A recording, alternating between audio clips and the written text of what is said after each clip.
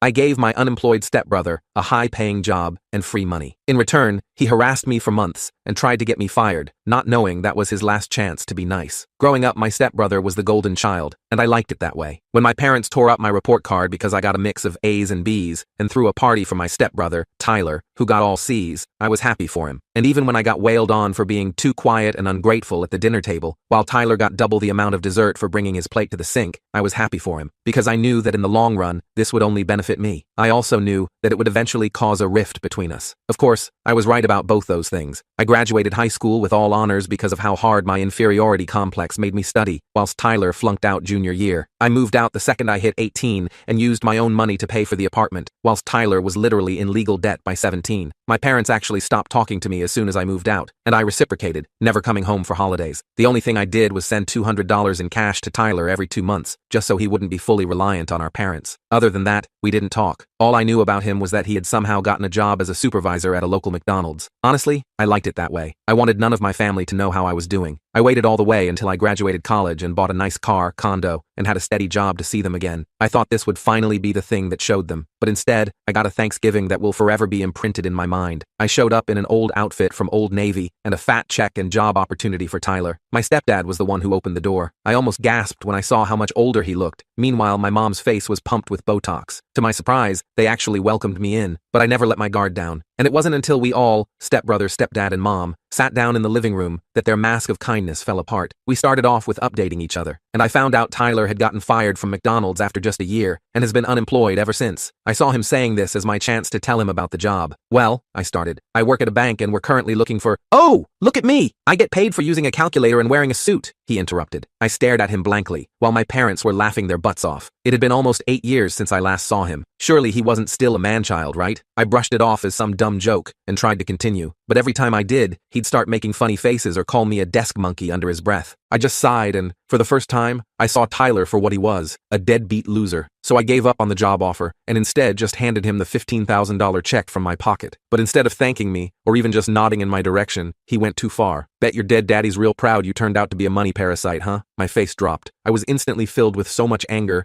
that my neck and face started burning up. I stood up to walk towards him, with my fists clenched by my side. And in response, he stood up too, except instead of facing me, it was to run away and lock himself in the bathroom. My parents practically glued themselves to the couch, not wanting to be involved. I simply walked over to Tyler and slowly began to unlock the door from the outside, taunting him. Hey Tyler, did you know I was going to offer you a job that had a starting pay of $60,000 today? Silence. But hey, if you'd rather beat your hot dog all day while watching girls who will never want you, all from the childhood bedroom that you never moved out of, then more power to you.